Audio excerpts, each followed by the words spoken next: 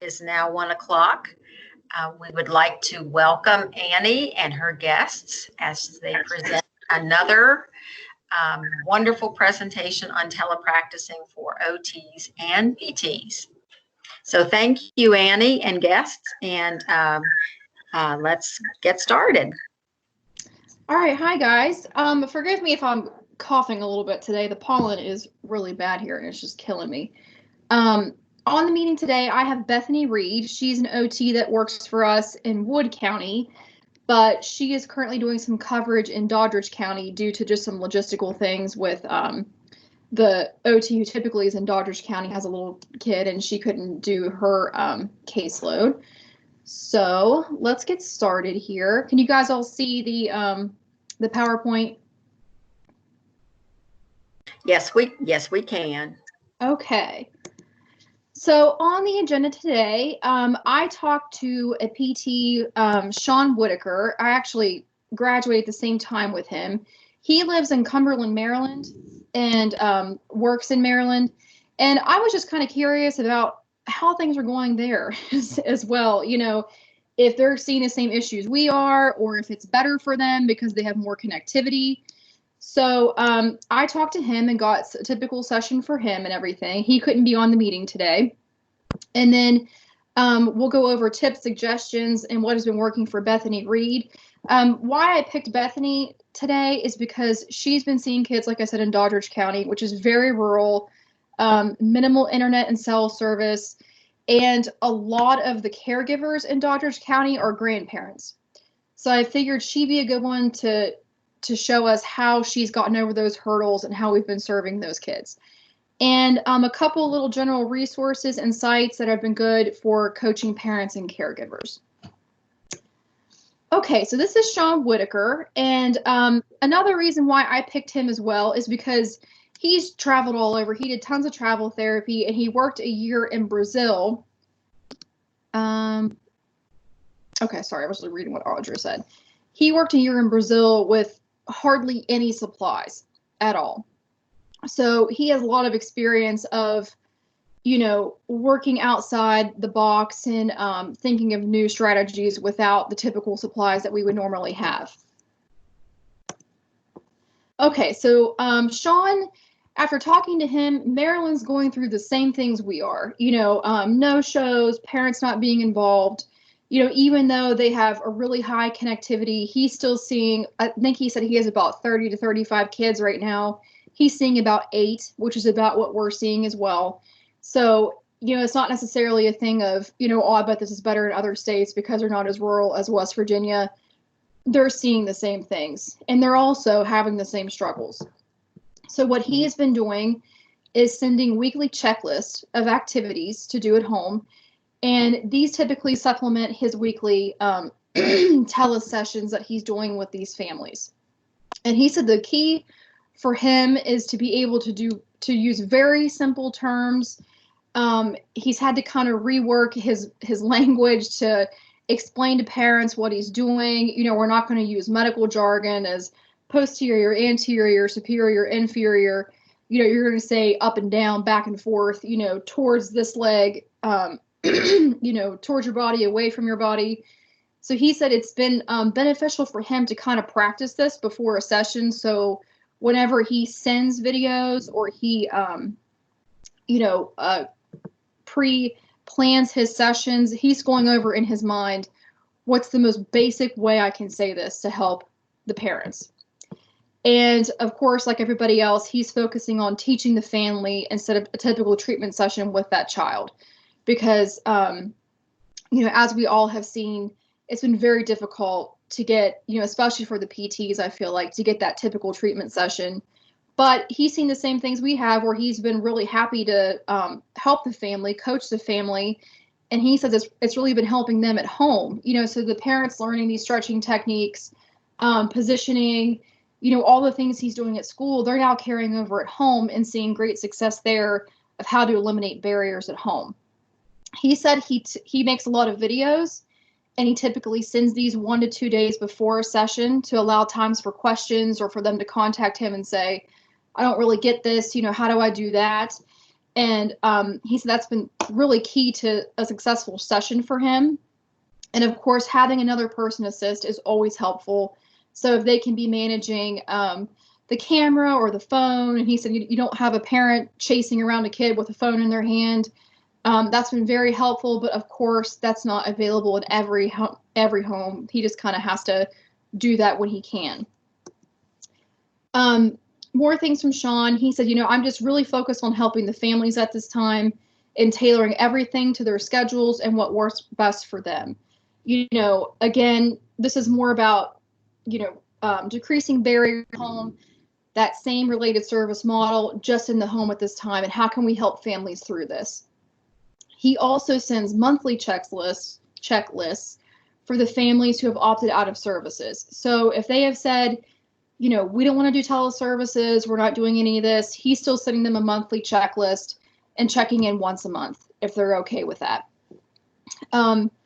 Again, like a lot of the PTs have said, using a doll or another person to demonstrate techniques, stretching, range of motion, fun outdoor activities that are really general things that, things that are like the kids stretching or range of motion, yoga, are things that typically your kids can do themselves, and you're not going to, have to involve parents in like really high level techniques.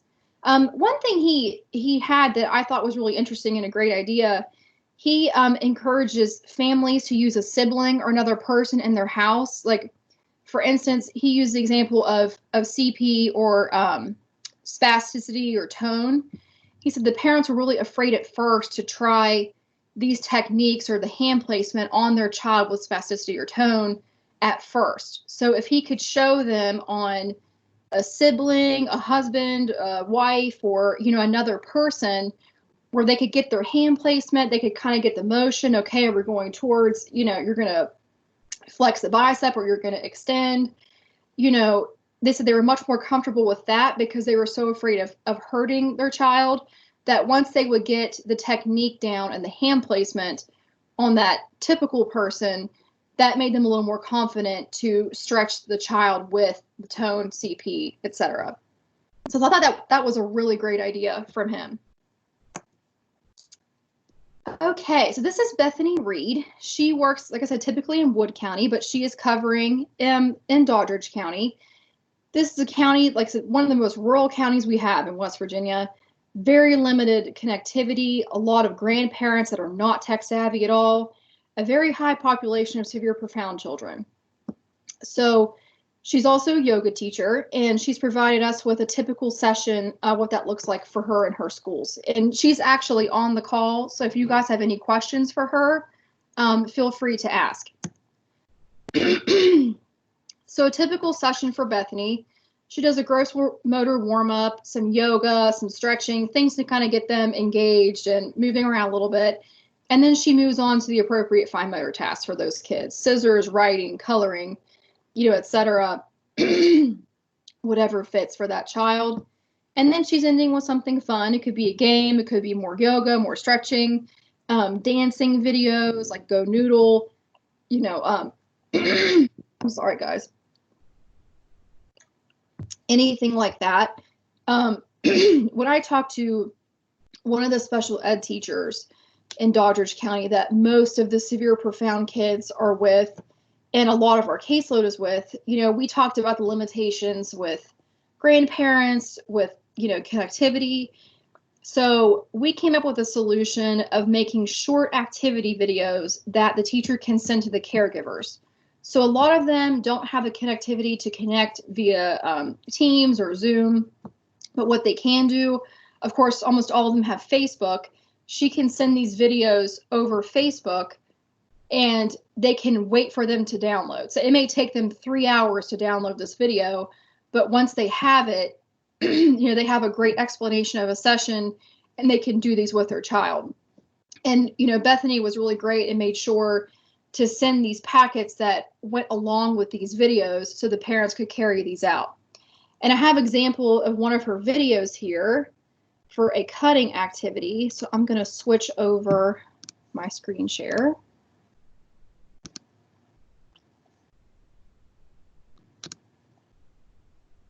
All right, can you guys see this? We can. All right. So I'm going to play this video, and it's about 9 minutes long. So I think we're going to hop through a couple of things just so you can kind of see what she does for a typical one of these videos. I think she's done a really great job at explaining things about going through each step and what the parents need to look for and what they need to focus on. So I'm going to go ahead and play that.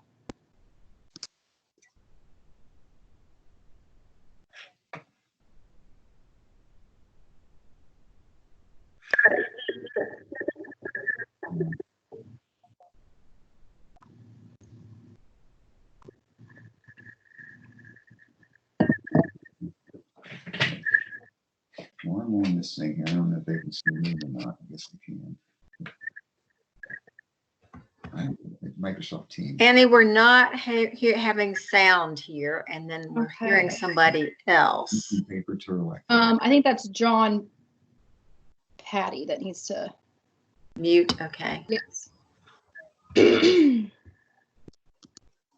Okay, let me see here. Let me turn it up here and see if you can hear it now.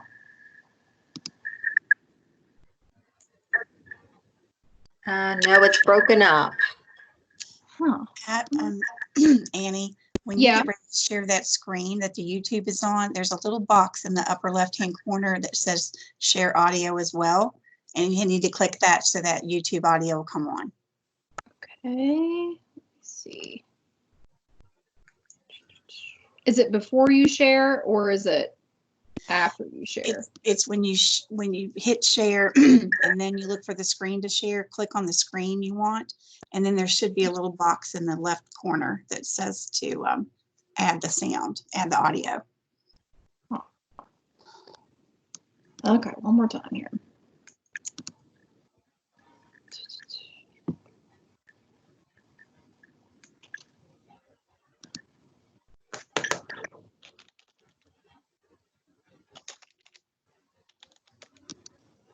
Okay, so when I share this screen, I don't have a little box. Let me see if I do this.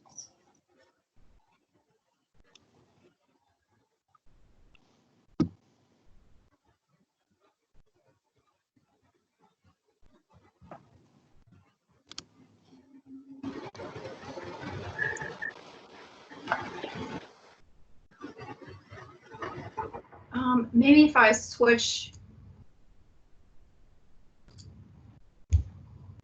my settings here, let me see.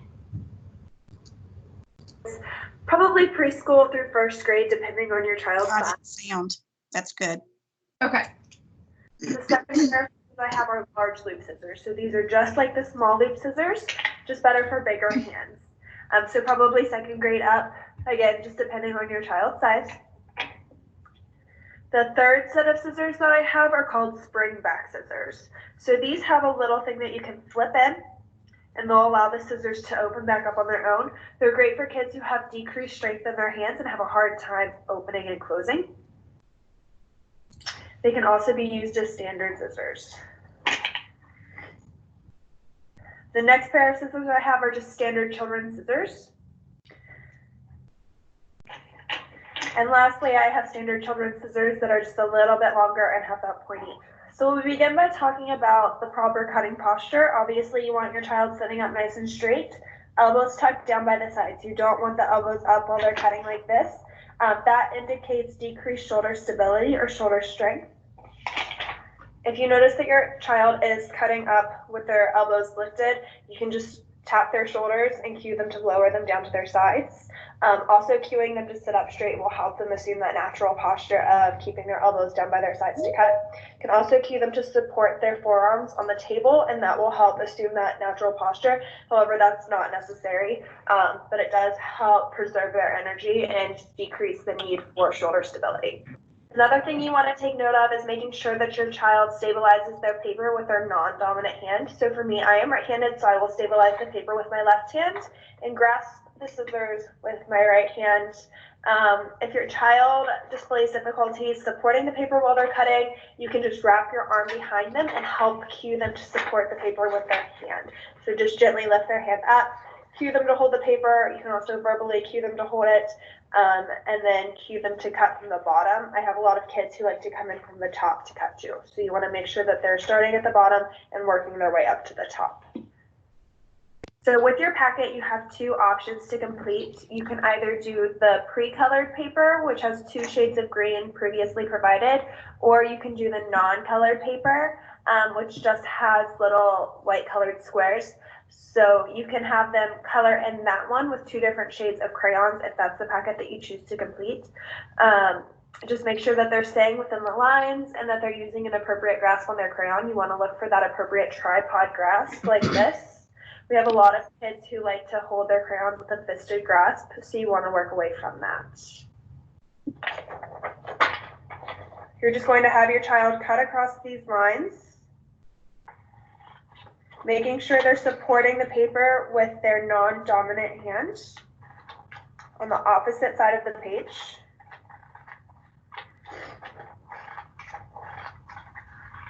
And just have them go nice and slow, lining up the tip of their scissors with where they're cutting.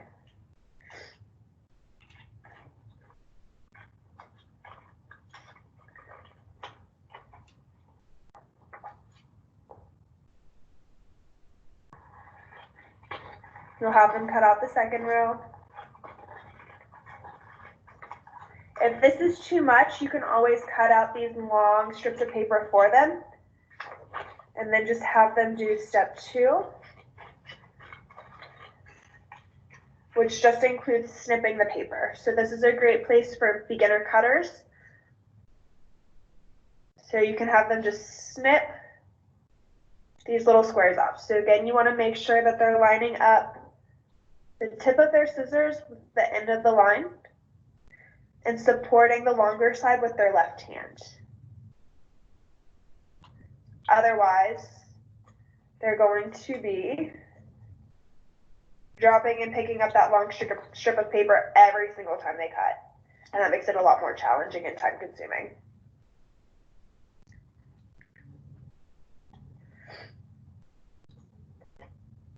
So as you finish up the snipping, notice how your child's doing. If they're staying really close to the line, then they may be ready to move on to at least part of cutting the turtle. If this is challenging for them, then you may want to cut out the turtle for them. And we'll introduce curved lines during the next packet that we'll go through.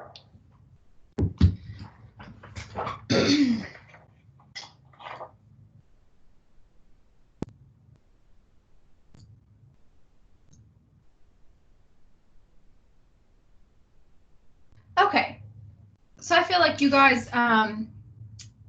get the idea here. Let me switch my thing back here. Okay.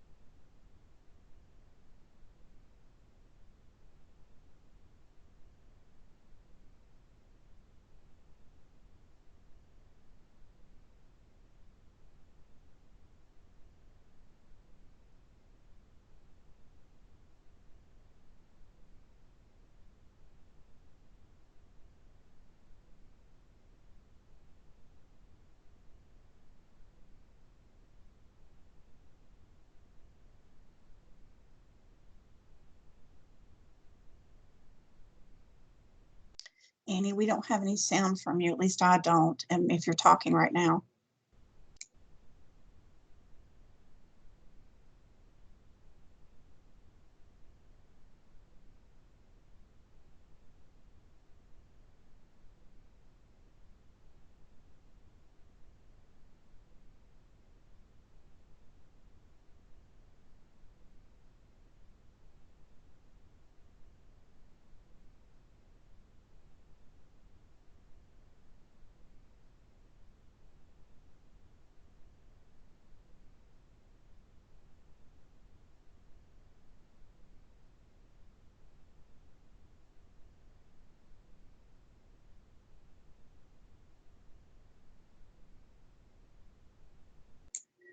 No, I don't hear you.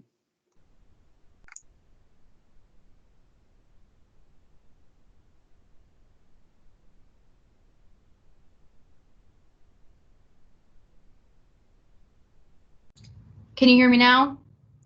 Yes, thank Okay. you. All right. Okay, so I hear you guys have some questions. So one question is, I would assume the family would have a printer too. Actually, most of the families don't. We've been mailing these packets. So these are packets we mailed from the very beginning. Bethany made these videos and mailed them packets, and they just may pick an activity a week to do.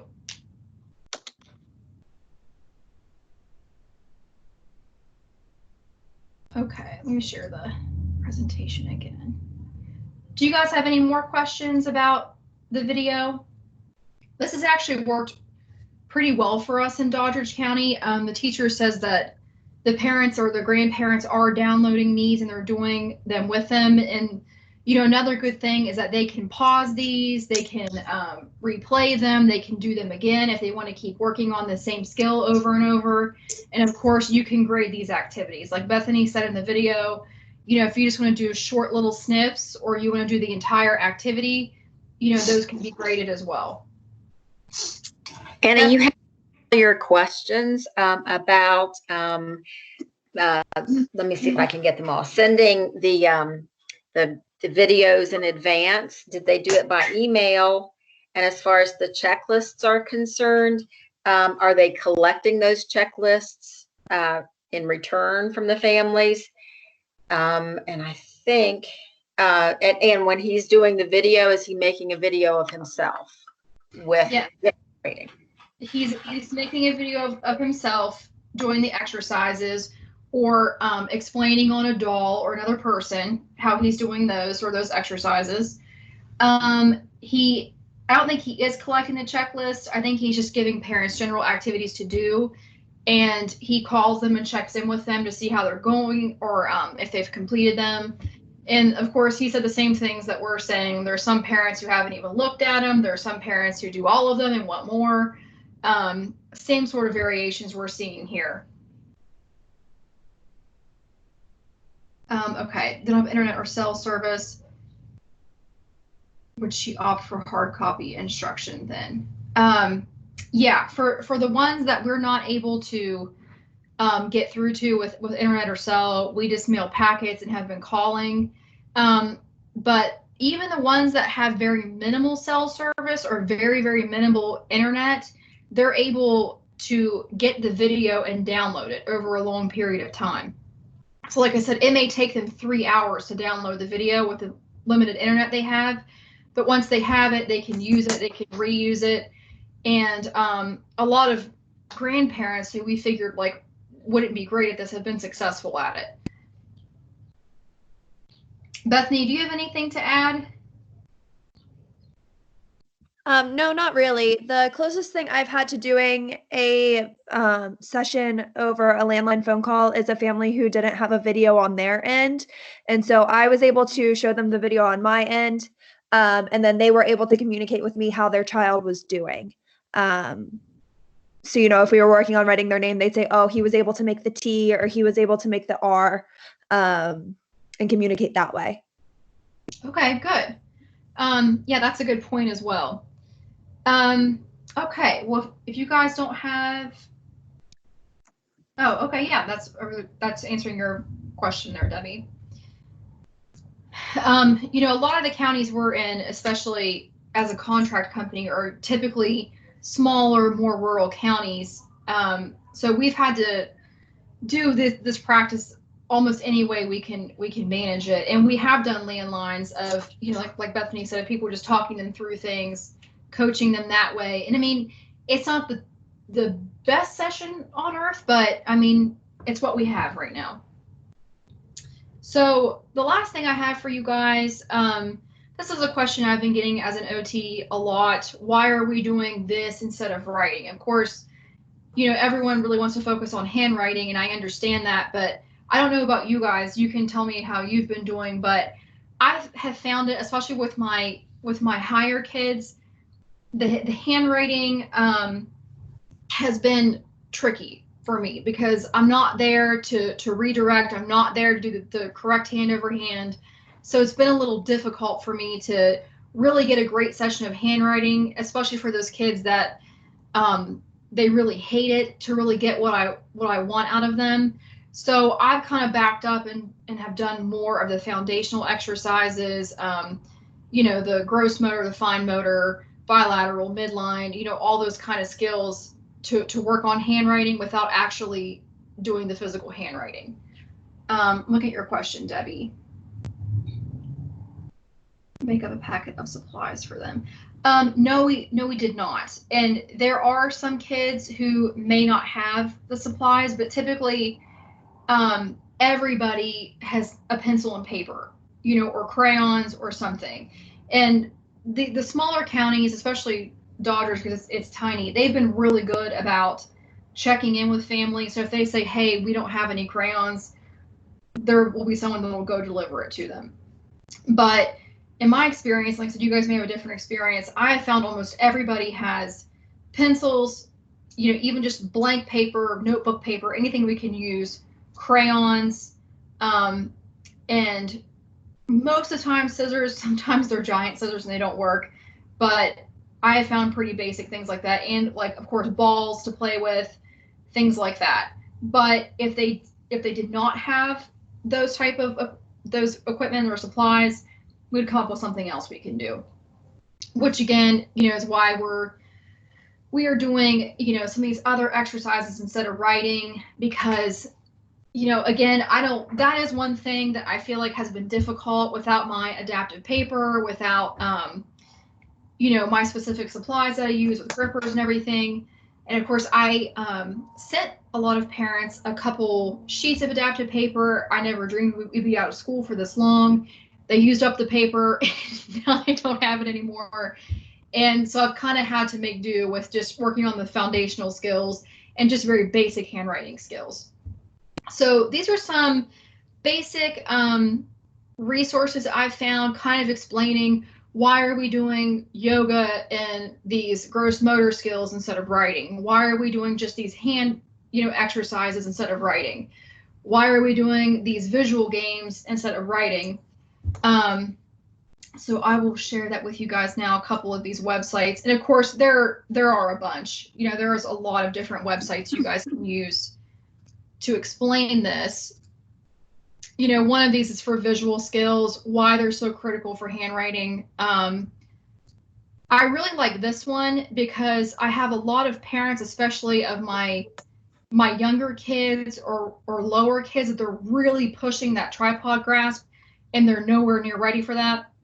So I feel like this has been a really good way to show them this is how your child progresses through this pencil grasp. So even though they may be 5 years old and they're still, using this digital pronate grasp, that's still okay because we're still going through the progression of these skills. So we don't need to push, this perfect dynamic tripod grasp right now. Let's just focus on this grasp. And I feel like that's been good to kind of explain to them, even when they're working at home, why we may not push them towards this perfect, dynamic tripod grasp. And it kind of shows how kids will switch, how they kind of experiment with different grasps, and how not everybody is going to have a perfect tripod grasp. So, I have found a couple of these resources. I included them in the slides here. This one is about gross motor skills. I've kind of educated some parents, especially for my higher functioning kids, on reflex integration and how important that is for handwriting and how that kind of ties all into these bilateral skills, these midline skills, visual perceptual skills.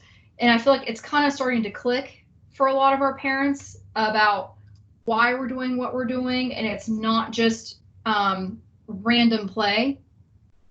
So, I've kind of seen some of the looks from parents when we're playing with Play-Doh or we're doing something else, and you can tell they're kind of like, are we just, wasting our time here? I can play with Play-Doh. So I think it's been very important to explain what we're doing, the specific exercise, and how this translates to handwriting or their specific goals. And of course, if they can't tell the difference between work and play, that's a great session because they're going to attend and they're going to do well with it. All right, so do you guys have any more questions or anything?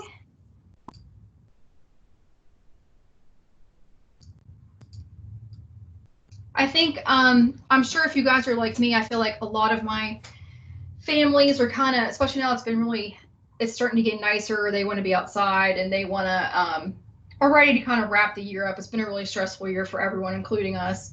So I thought next week we could try to find some fun outdoor activities and look at those for last couple weeks of school, and then maybe what to send home for summer, because I do have a lot of parents that really want summer packets and they want things to work on over break. So, you know, we can kind of look at those things and see what's been working for people. So if you guys have any suggestions, please put it in the teams of what home activities you feel like have been really successful, which ones you feel like have not been, because I think that'll be really helpful for all of us when we're making home packets and summer programs.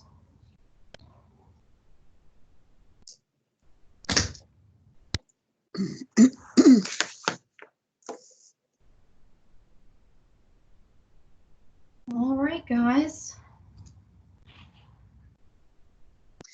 Annie, thank you so much for doing this session again. And there's always great information. We really appreciate it. Guys. You guys have a great weekend. I'm going to go ahead and stop the recording, and we will see you next week. All right. Bye, guys. Thank you. Thank you very much.